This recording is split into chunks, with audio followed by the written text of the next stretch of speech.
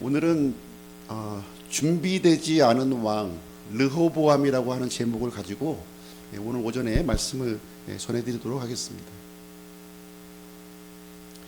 은혜를 저버렸던 그 세 명의 왕이 이제 등장하는데요. 르호보암, 여로보암, 압살롬, 다 미음자로 끝나네요. 르호보암은 이제 준비되지 않은 왕의 모습을 보여주고 있고요. 여로보암은 우상을 선택한 왕이 되겠습니다. 그리고 압살롬은 탐욕에 빠진 그런 왕의 모습을 우리에게 보여주고 있습니다. 오늘은 르호보암에 대해서 오늘 살펴보는 시간 갖도록 하겠습니다. 르호보암의 계보에 대해서 좀 말씀드리고요. 지도자가 갖추어야 될 그 성품에 대해서, 그 다음에 마지막으로 실패한 지도자의 모습을 이제 설명드리도록 하겠습니다. 정통성보다 중요한 것은 겸손, 위기의 극복보다 앞서야 할 것은 회개이다. 우리는 여러 가지 살아가면서 위기를 만나죠. 국가의 위기를 만날 수도 있고요, 공동체의 위기를 만날 수도 있고, 또 개인의 위기를 이제 만날 수 있는데, 이것을 극복하는 방법을 이제 하나님께서는 뭐라고 하시냐면 겸손과 회개라는 거예요. 우리 사람의 힘으로 위기를 극복한다는 것은 대단히 힘듭니다. 어려워요. 하나님께서 은혜를 부어주시면, 하나님의 은혜를 부어주시면 그 위기를 우리가 극복할 수 있는 것인데요. 은혜를 받을 수 있는 그 토양이 바로 겸손함과 회개라는 거예요. 우리 대한민국이 하나님 앞에 겸손하고 또 하나님께 회개하는 그런 마음을 가진다면 은혜를 부어주실 것이고요. 우리 앞에 놓여져 있는 여러 가지 위기들을 이렇게 해결해 주실 것을 믿습니다. 먼저 르호보암이라는 사람을 한번 좀 살펴보도록 하겠습니다. 르호보암. 솔로몬이 자기 조상들과 함께 잠들어 그의 아들 르호보암이 그를 대신하여 통치하니라. 여기 보시면 르호보암은 누구였냐면 솔로몬의 아들이었다, 이렇게 하고 있습니다. 솔로몬의 아들이었던 거예요. 솔로몬에 이어서 그 왕권을 이어받은 그 사람이 이제 되겠습니다. 남왕국 유다의 첫 번째 왕이 되었고요. 할아버지는 다윗, 대단하죠. 다윗 가문이에요. 그리고 아버지는 솔로몬, 지혜의 명철의 사람 솔로몬이었고요. 어머니는 나아마, 암몬족 속이었습니다. 이 사이에서 이제 태어났고요. 이제 솔로몬의 왕권을 이어받은 그런 사람이 되겠습니다. 참 복받은 사람이죠. 솔로몬의 아내들을 한번 볼게요. 열왕기상 11장 3절에 보니까 솔로몬의 아내가 몇 명이라고요? 1000명. 1000명입니다. 1000명. 왕비가 700명, 첩이 300명이 있었다, 이렇게 기록하고 있습니다. 이렇게 왜 많은 그 아내들을 두었을까 하는 부분에 대해서는 정략 결혼을 이제 들 수가 있겠습니다. 정략 결혼, 국가의 평안과 안정을 위해서 주변 국가의 그 이제 왕의 딸들과 정략 결혼을 이렇게 실행했습니다. 그런데 특이하게도 아내의 숫자는 나오는데요, 자녀의 숫자가 안 나와요. 자녀가 몇 명인지, 또 자녀의 이름에 대한 언급도 없습니다. 유일하게 언급되는 인물이 누구냐면 르호보암이에요. 솔로몬의 아들 르호보암. 르호보암이 유일합니다. 솔로몬이 이스라엘을 몇 년간 통치했나요? 40년간 통치했습니다. 40년. 사울도 40년, 다윗도 40년, 솔로몬도 40년 통치했어요. 근데 르호보암이 왕으로 즉위했을 때의 나이가 41살. 그러면 여기서 유추해 볼 수 있는 건 뭐냐면 솔로몬이 왕이 되기 전에 태어난 거죠. 왕이 되고 나서 태어난 것이 아니라 왕이 되기 전에 결혼을 했고요. 그 사이에서 지금 암몬 여인과의 사이에서 르호보암이 태어난 겁니다. 아마도 이런 모습을 볼 때 르호보암은 솔로몬의 장남이었을 가능성이 굉장히 높은 거죠. 그렇죠? 예.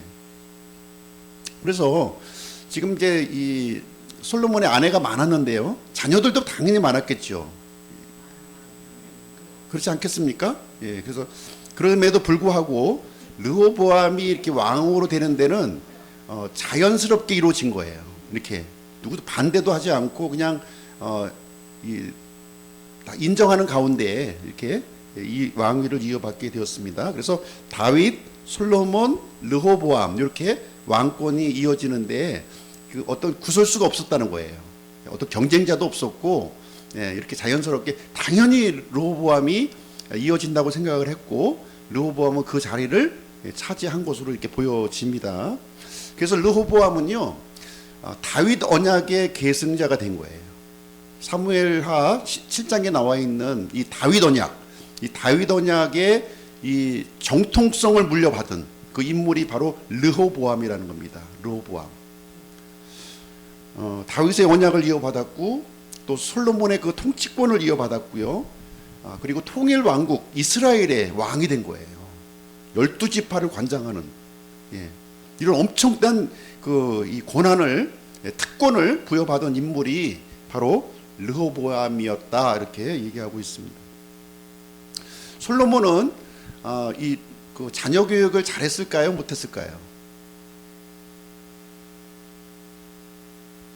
근데 이 솔로몬이 굉장히 지혜와 명철이 이제 뛰어난 것으로 우리가 나와 있지만, 자녀 교육 면에서는 이렇게 좀 약간 부정적인 부분이 있어요. 왜 그러냐면 그 설명드릴게요. 솔로몬은 40년간 왕이 되었는데 대부분 그 자신의 시간과 에너지를 쏟았던 영역이 어디냐면 건축 사업이었습니다. 건축 사업. 예. 성전 건축하는데 7년, 그렇죠? 그리고 자신의 왕궁을 건축하는데 13년. 그 외에도요, 이렇게 그 도시를 건축하고 또 이렇게 정원을 만들고 또 목장을 만들고 과수원을 만들고, 하여튼 대규모 그 이스라엘 전역에 이 건축 사업을 이렇게 진행을 한 겁니다. 그러다 보니까 자기 이 가족에게 신경 쓸 만한 시간이 밖으로 이제 그 어떤 이제 많은 일을 하다 보니까 내면으로는 좀 이렇게 소홀하지 않았나 하는 생각이 들고요.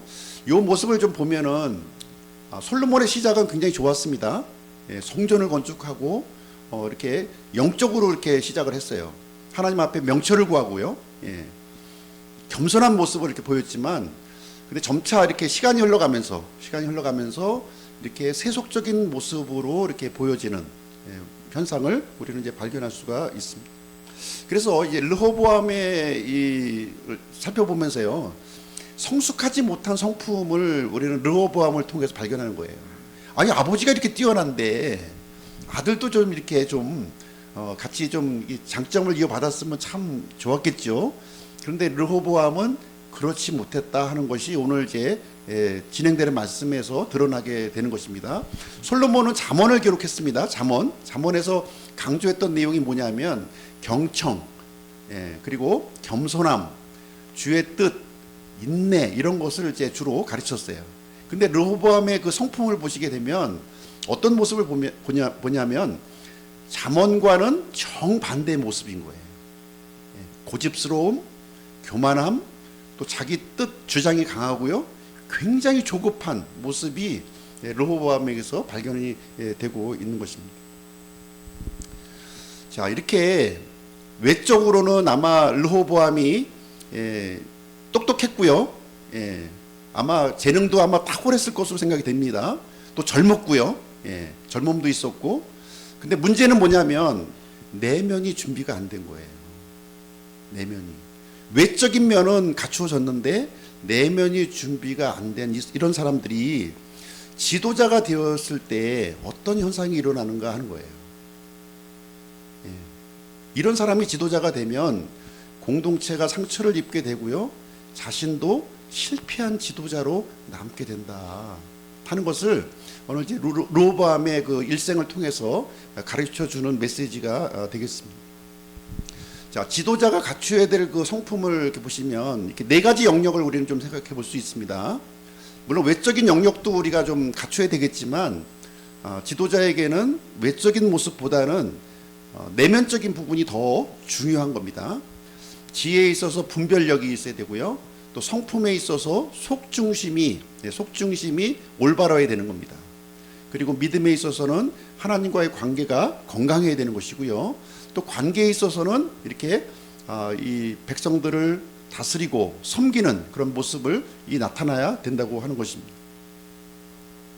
그래서 이 성품이라고 하는 것은 인생을 담는 그릇이다 이렇게 얘기를 합니다.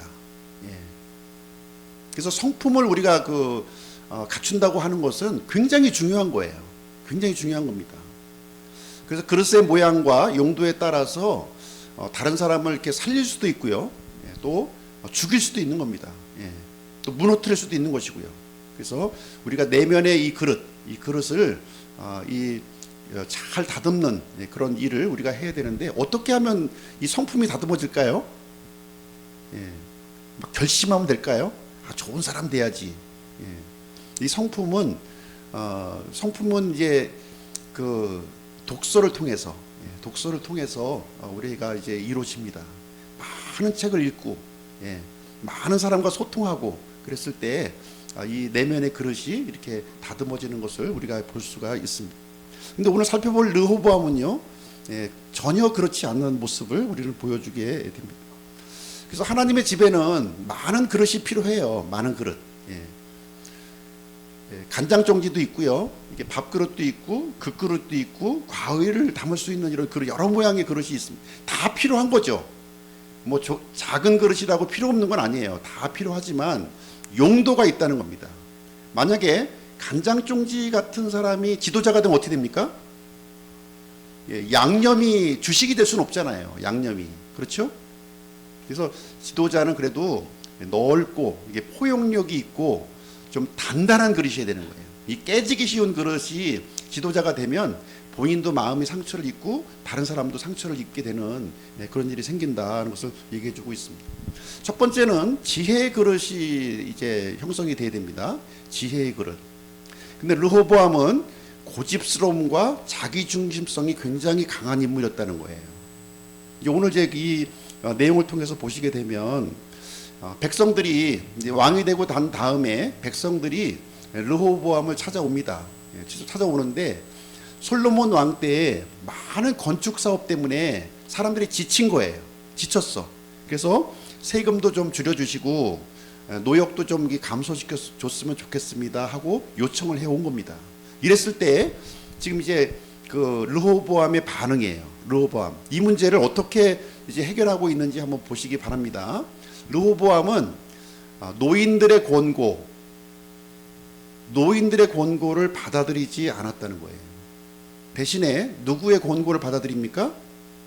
자기하고 함께 살았던 청년들의 권고를 받아들였다 이렇게 얘기하고 있습니다. 여기서 노인은 누구를 얘기하냐면 솔로몬 왕 때의 신하들을 얘기하는 거예요.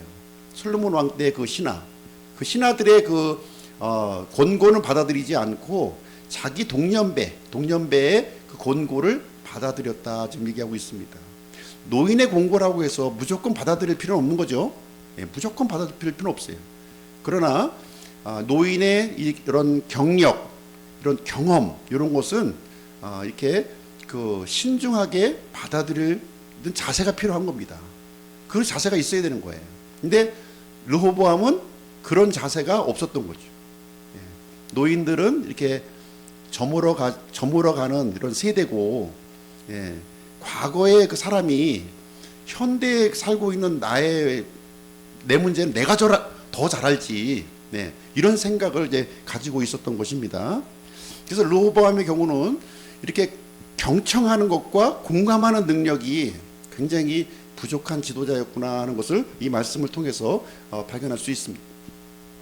그래서 지도자는 이렇게 귀를 열 수 있어야 돼요. 귀를 열어야 됩니다. 노인들의 권고도 받아들이고 청년들의 권고도 받아들이고 이렇게 해서 균형 있게 이것 분별력 있게 이런 그 결정을 해야 될 줄로 압니다. 근데 이제 르호보암은요 노인들의 권고를 이제 받아들이지 않은 모습을 통해서 굉장히 자기 자존심과요 권위를 지키려고 했던 거죠. 노인들의 권고를 받아들이면 자기가 뭔가 좀 부족함을 인식하는 것으로 생각을 해서요. 굉장히 자신의 권위를 강하게 주장하는 모습을 보이게 되었습니다.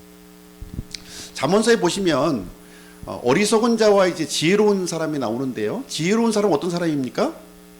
권고에 귀를 기울이는 사람, 이런 사람이 지혜로운 사람이다. 반면에 어리석은 사람은요, 권고에 귀를 기울이지 않고요, 어떻게 합니까? 자기 보기에 옳은 길로 선택해서 나간다는 거예요. 자기 보기에, 내 생각에 이거 옳을 것 같아. 그런 결정으로 나아가는 거죠.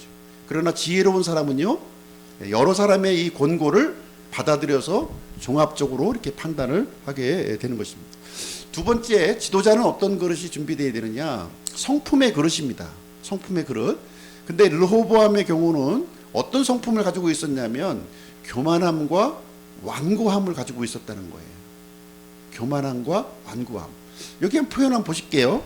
내 새끼 손가락이 내 아버지 허리보다 굵으리니 내 아버지가 너희에게 무거운 멍에를 지어 주었으나 나는 너희 멍에에 더하리라. 내 새끼 손가락이 아버지 허리보다 더 굵다는 거예요. 이게 말이 되는 소리입니까, 이게? 이것은 아버지를 이렇게 무시하는 태도죠. 무시하는 태도입니다. 자기는 젊고, 아버지는 나에 비해서는 굉장히 하잘것없는 그런 존재라고 하는 것을 얘기해주고 있습니다. 그래서 이 르호보암은요, 이렇게 자신을 이렇게 과시하고요, 이렇게 강압적으로 밑에 있는 사람들을 이렇게 통제하는 그런 리더십을 가진 사람이라고 하는 것을 볼 수가 있습니다. 이어지는 말씀도 보시면 내 아버지는 채찍으로 너희를 벌하였으나 나는 전갈로 너희를 벌하리라, 이렇게 했습니다. 그래서 이 자기 영광과 자아도취에 빠져 있는 그런 모습을 이제 보여주고 있는 것입니다. 나는 아버지보다 더 강하게 백성들을 통제할 것이라고 하는 것을 얘기해주고 있습니다. 이렇게 내면적으로 준비되지 않은 사람들은요, 이렇게 자신을 이렇게 과신하려고 하고요, 사람들을 이렇게 억압하려고 하는, 뭔가 자신이 뛰어남을 이렇게 드러내려고 하는, 보통 일반적으로 이렇게 많이 알고 이렇게 성품이 다져진 사람들은 어떤 태도를 갖습니까? 겸손하고 부드러운 마음을 이렇게 갖는 거죠. 비록 내가 많이 알고 있다 할지라도 들어줄 수 있는 그 포용 높은 그릇을 이렇게 간직하게 됩니다. 근데 이 르호보암은 마음이 굉장히 좁아 있는 거예요. 좁아 있어서 내가 생각하고 있는 이 범주를 벗어나는 것은 받아들이지 않고 다 잘라버리고 강압적으로 그것은 배타적인 태도를 보여주는 모습을 여기서 볼 수가 있습니다. 신약 성경에서도 이제 이 지도자, 참된 지도자의 모습을 설명해주고 있는데요. 우리는 너희 믿음을 지배하려 하지 아니하고 다만 너희 기쁨을 돕는 자가 되려 하나니 이는 너희가 믿음으로 서기 때문이라. 지도자는 어떤 사람이어야 된다고요? 성도들의 기쁨을 돕는 자, 돕는 자예요. 이게 군림하는 자가 아니라 돕는 자가 되어야 된다, 이렇게 얘기해주고 있습니다. 왜 그렇습니까? 이렇게 이 강압적인 리더십을 갖고 있는 사람은요, 자신의 믿음을 성도들에게 주입하려고 합니다. 목사와 똑같은 믿음을 강요하는 거죠. 내가 이런 믿음을 가지고 있으니까 성도들도 나와 똑같은 믿음을 가져야 돼 하고서 이것을 강조하는 거예요. 그렇게 하면 안 된다는 거예요. 그렇게 하면 안 돼요. 왜 그렇습니까? 하나님 앞에 각자의 믿음으로 서는 거예요. 목사의 믿음으로 서게끔 하면 안 되는 겁니다. 각자의 믿음으로 설 수 있도록 도와주는 사람이 되어야 된다 하는 것을 말해주고 있습니다. 그래서 사도 바울은 자신의 믿음을 강요하지 않았습니다. 세 번째는 이 지도자는요, 믿음의 그릇이 이렇게 준비가 돼야 돼요. 믿음의 그릇. 하나님을 두려워하는 마음이죠. 하나님을. 근데 르호보암은 어떤 태도를 가졌습니까? 하나님을 두려워하지 않았다는 거예요. 하나님은 안 보이니까. 하나님 안 보이니까. 내 주목이 더 우선인 거죠. 내가 정한 결정이 더 중요한 겁니다. 하나님 안 보이니까. 역대하 12장 14절 그가 악을 하나님은 이걸 악이라고 얘기하고 있어요. 악이라고 얘기하는데 이는 그가 주를 구하려고 자기 마음을 예비하지 아니하였기 때문이라. 왕 같은 경우는 이제 결정할 일이 굉장히 많습니다. 결정할 일이 많았는데 거기서 하나님을 고려하지 않았다는 거예요. 그 결정 사항을 진행할 때 하나님을 고려하지 않고 자신의 뜻과 생각대로 모든 것을 판단하고 결정했다. 이것을 얘기해주고 있습니다. 그래서 르호보암은요, 이렇게 보시게 되면 어떤 믿음과 내면을 좀 중시하기보다는요, 겉으로 드러나는 이 숫자, 외형 이런 것에 굉장히 신경을 많이 이제 쓴다고 하는 것을 보여줄 수가 있습니다. 그래서 보여주기식의 그런 정책을 많이 피는 거예요. 멋있게 보이고 또 화려하게 보이고 외형적으로 이렇게 아주 화려하게 하면 뭔가 거기에서 있을 것 같은. 네. 근데 성경은 정반대로 우리에게 말씀을 해주고 있습니다. 비록 외형적인 부분이 부족할다 할지라도 우리 하나님을 두려워하고 하나님을 이렇게 소중히 구하는 그런 마음을 가져야 될 것을 말해주고 있습니다. 출애굽기에 보시면 제단을 쌓는데요. 하나님 앞에 제단을 쌓는데 어떤 제단을 쌓냐면 다듬지 않은 돌로 제단을 쌓으라 이렇게 얘기하고 있습니다. 일반적으로 생각할 때는 우리가 어떤 제단을 쌓아야 돼요? 아주 그냥 반듯하게 다듬어서 이렇게 제단을 쌓아야 될 것으로 생각하잖아요. 근데 하나님은 그렇지 않다는 거예요. 다듬지 않은 돌로 제단을 쌓으라. 울퉁불퉁해도 괜찮다는 거예요. 울퉁불퉁 있는 모습 그대로 하나님 앞에. 그러니까 무슨 얘기냐면 하나님 앞에 나올 때는요, 어떤 인위적으로 가공된 모습으로 하나님 앞에 나오지 말라는 겁니다. 중심이, 속중심이 올바른 마음. 그렇다고 해서 외형을 완전히 무시한다는 말은 아닙니다. 무시하라는 얘기가 아니라 그것보다는 우선적으로 내면의 부분이 하나님과 합당한 모습으로 나올 것을 이제 얘기해주고 있습니다. 그래서 이 제단이라고 하는 것은 하나님의 임재가 있는 장소예요. 여기에 연장을 동원하지 말라. 연장이 뭡니까? 인위적인 거예요. 인위적인 거. 인위적인 모습으로 이거 나오지 말라. 인간을 이렇게 높이고 말이죠. 인위적인 노력을 가지고 하나님 앞에 나올 것을 하나님은 금하시고 있는 거예요. 그것보다는 이렇게 성령님의 그 작업을 통해서 우리 내면이 변화된 모습, 이 모습을 가지고 하나님 앞에 나와야 되는 거예요. 지도자가 또 갖춰야 될 그릇 중에 하나는요, 관계의 그릇입니다. 관계의 그릇. 르호보암은 어떤 그릇이었냐면 깨지기 쉬운 항아리였어요. 유리알 같이 깨지기 쉬운 너무 항아리였어요. 이렇게 왕이 자기들 말에 귀를 기울이지 아니함을 온 이스라엘이 보고 우리가 다윗 안에서 무슨 몫을 얻겠느냐. 그 백성들의 말을 듣지 않는 겁니다. 그냥 다 이렇게 배격하는 거예요. 다 쳐버리는 겁니다. 그래서 결국은 이제 10지파가 이제 떨어져 나가게 되었고요. 관계에 실패한 왕이 백성들의 마음을 이제 얻지 못하면 지도자의 자격이 더 이상 없는 겁니다. 그래서 백성을 다스리고 백성을 어떻게 섬겨야 되는지 준비가 안 된 모습을 르호보암은 가지고 있었다는 것입니다. 그래서 사울, 다윗, 솔로몬에 이어진 이 통일 왕국이요, 르호보암 때 와서 지금 갈라진 거예요. 반으로 갈라진 게 아니라 10지파와 2지파 이렇게 갈라지게, 굉장히 충격적인 거죠. 국가가 이렇게 그 5분의 1로 갈라졌다고 하는 것은 굉장히 충격적인 겁니다. 충격적으로 이렇게 받아들여야 되는 것이고요. 그래서 르호보암은 남유다의 그 통치자가 되었고요. 우리가 다음 주에 살펴볼 이 여로보암은 북이스라엘의 통치자가 되었습니다. 지도로 보시면 이렇게 남유다는 노란색으로 되어 있고요. 북이스라엘 열 지파는 북쪽에 이렇게 위치하고 있습니다. 다행히 남쪽에는 이제 예루살렘이 포함된 지역이에요. 예루살렘이 포함된 성전이 이제 있습니다. 그래서 르호보암은 다윗 가문의 정통 후계자로 이렇게 시작이 되었습니다.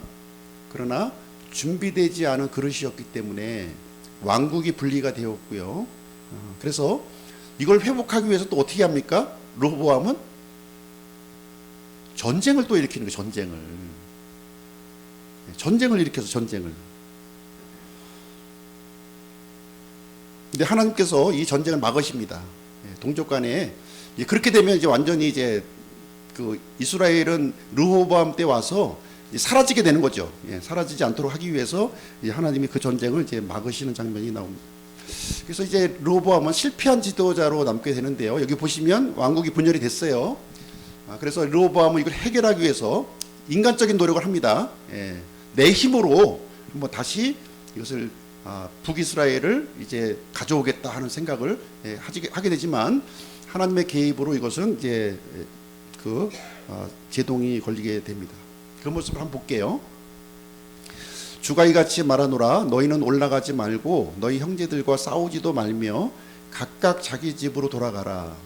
이 일은 나로 말미암아 이루어졌느니라 하라 하시니 그들이 주의 말씀들에 순종하고 여로보암을 대적하러 가는 일을 멈추고 돌아왔더라.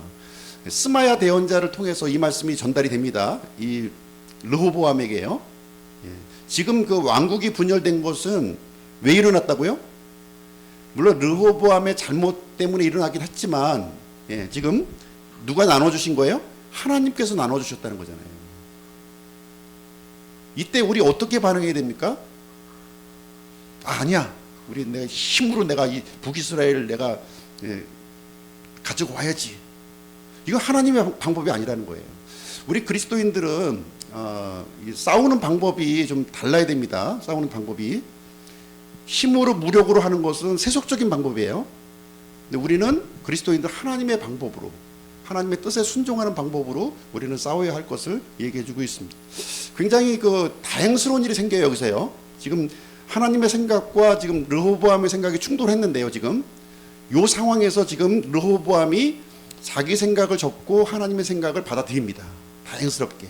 그래서 전쟁은 일어나지 않아요.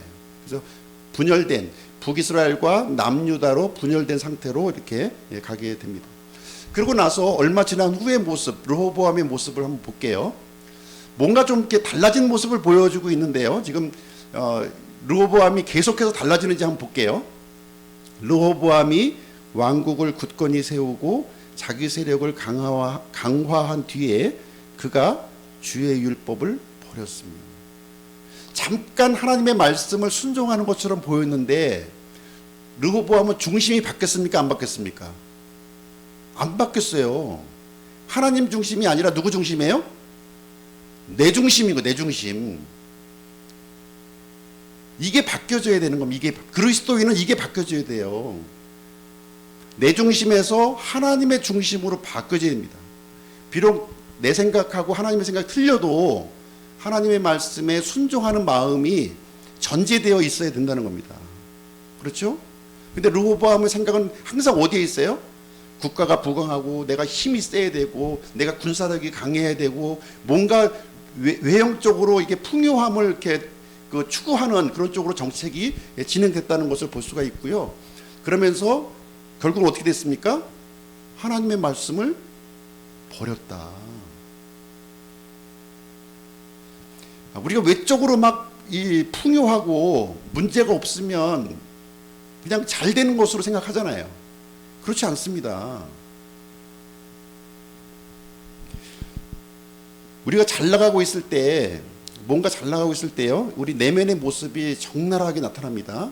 어깨에 힘이 들어가고요, 목이 꼿꼿해지고, 이렇게 참 사람들을 막 무시하는 행태를 막 보이게 되는 것을 볼 수가 있어요. 중요한 거는 하나님 없는 번영이 가장 큰 문제예요. 하나님 없는 번영이 가장 문제다. 그래서 우리가 평안하고 우리가 잘 될 때 어떻게 해야 되냐면 하나님의 말씀을 더 붙드셔야 돼요. 왜냐하면 그때가 가장 위험한 때이기 때문에 더 붙들어야 돼요. 어려울 때에도 하나님 말씀 붙들어야 되겠죠. 그래서 극복해야 됩니다. 그러나 잘 나갈 때도 하나님의 말씀을 붙들어야 되는 거예요. 그것이 내가 잘 나가고 있는 것을 이렇게 보호를 받을 수가 있는 거예요. 보호를 다 빼앗겨 버려요. 르호보암처럼 다 빼앗겨 버립니다. 지금 남유다의 통치자가 되었는데요. 이것마저도 이제 날아가게 생긴 거예요. 지금 이것마저도. 그래서 하나님께서는 이제 르호보암을 징계하시는데요. 징계를 하시는데 징계를 어떤 방식으로 하는지 한번 보겠습니다. 역대하 12장 2절인데요. 그들이 주께 범법하였으므로 르호보암 왕의 제5년에 이집트 왕 시삭이 예루살렘을 대적하러 올라왔는다. 그래서 이집트를 도구로 삼습니다. 이집트의 이제 시삭이죠. 시삭을 보내서 이제 르호보암을 징계하시는 거예요. 예루살렘을 침공하고 주의 성전을 약탈하고 왕궁을 불태우는 그런 일이 일어나게 됩니다. 여기서 솔로몬이 만들었던 금방패들을 다 빼앗깁니다. 다. 왕궁에 있던 이 보물들이요 다 빼앗기고 이런 일이 여기서 생기게 되었어요. 왜 이런 징계를 주실까요? 하나님께서 돌이키라고, 회개하라고, 겸손하라고, 하나님의 말씀 붙들라고 이렇게 하는 거예요. 의도가 하나님 거기에 있는 겁니다. 르호보암을 멸망시키려고 하는 것이 아니라 바른 길로 돌아올 수 있도록 이렇게 삶 가운데에서 이렇게 징계를 하나님께서 허락하시는 겁니다. 그래서 징계를 주시는 것도요 사랑하시기 때문에 징계를 주시는 거지, 사랑하지 않으면 그냥 버리시는 거예요. 그냥요. 징계도 안 하고 그냥 버리는 거예요. 그냥. 그래서 대언자 스마야를 통해서 경고를 주시는 내용이 여기 나와 있습니다. 그때 대언자 스마야가 시삭으로 인해 예루살렘에 함께 모인 르호보암과 유다의 통치자들에게 와서 그들에게 이르되 주께서 이같이 말씀하시느니라 너희가 나를 버렸으므로 나도 너희를 시삭의 손에 남겨두었느니라. 지금 나라가 망하게 생겼으니까 르호보암과 그 통치자들이 다 함께 모여 있을 거 아니겠습니까? 그때 이제 스마야 대언자가 이제 나와서 하나님의 말씀을 전달해 주시는 거예요. 너희가 나를 버렸으므로, 너희가 하나님이 나를 버렸으므로 나도 너를 시삭의 손에 넘겨주었다. 지금 이렇게 얘기해 주고 있는 겁니다. 심판의 원인이 뭐예요? 하나님을 버린 거. 징계의 원인이 뭡니까?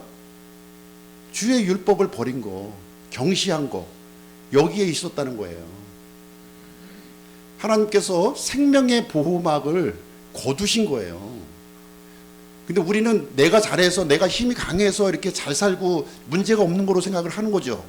그렇지 않다는 거예요. 하나님께서 이 생명의 보호막을 딱 갖고 있기 때문에 우리가 안정되고 평화로운 삶을 살고 있는 건데, 이걸 모르고 하나님을 버리고 하나님의 말씀을 버리니까 그 보호막 걷어버리시겠다는 거예요. 걷어버리시겠다.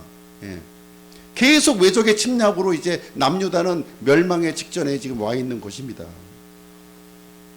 이때 우리는 태도를 바꾸셔야 돼요. 태도를 빨리 납작 엎드려야 됩니다. 하나님 앞에 납작. 어떻게 할까요? 돌이키면 삽니다. 돌이키면 사는 거예요.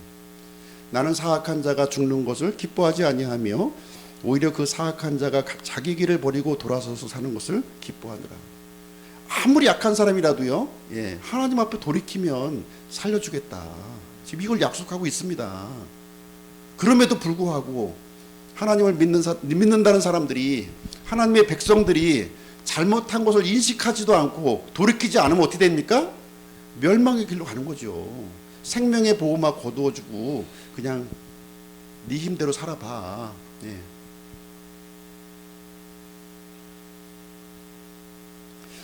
다행스럽게 여기서요 르호보암이 회개합니다. 이런 장면 박수 한번 쳐줘야 돼요, 진짜. 이 준비되지 않은 이 지도자가 이렇게 하나님의 징계를 받고 회개하는 모습이 여기 나타납니다. 역대하 12장 6절 이에 이스라엘의 통치자들과 왕이 자신을 낮추며 이르되 주께서는 의로우시다. 아니 시삭이 침공해 왔는데 뭐 하나님이 의로우셔요. 이 바뀌어진 거죠, 좀요. 지금 바뀌어진 모습이에요.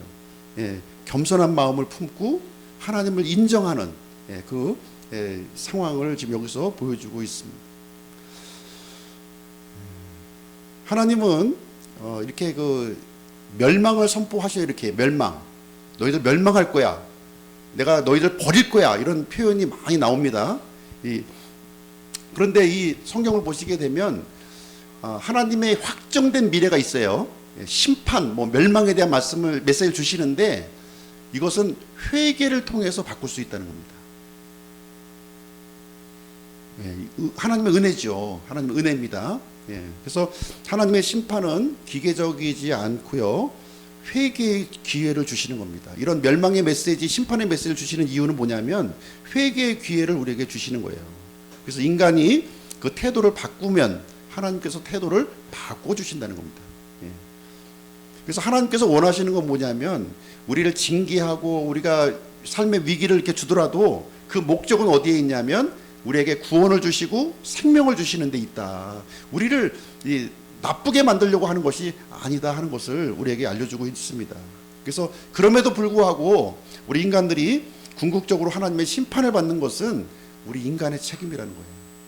하나님의 이런 충분한 기회에도 불구하고 끝까지 고집을 피우고 완악함을 가지게 되면 우리는 그 멸망을 받을 수밖에 없다 하는 것을 얘기해 주고 있습니다. 성경의 예시를 통해 한번 보실게요.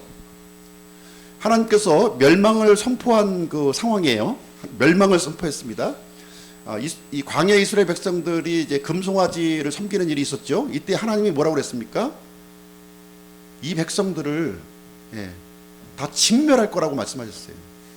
진멸하셨습니까? 말씀하셨으니까 말씀하신 대로 이루어져야죠. 근데 여기서 모세의 중보 기도가 있습니다. 그러니까 하나님께서 그 심판을 유보해 주십니다. 다윗이 간음했어요. 하나님께서 죽음을 선포했습니다. 다윗에게. 그랬을 때 다윗이 어떻게 반응했나요?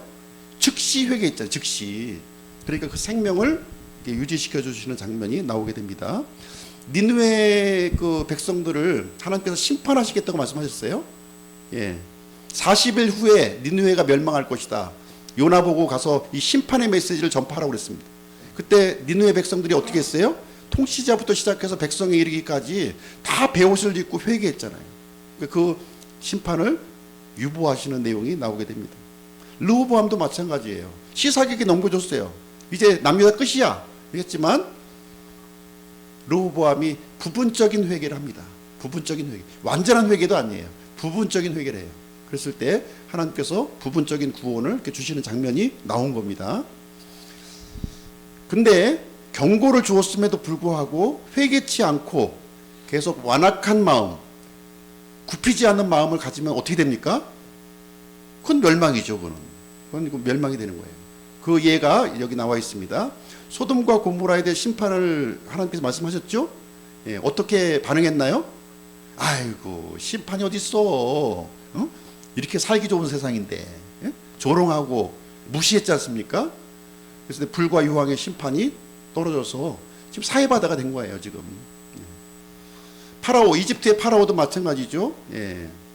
이스라엘 백성들을 내 백성인이 보내라 말씀했잖아요. 그 재앙을 보낼 거야 이렇게 했습니다.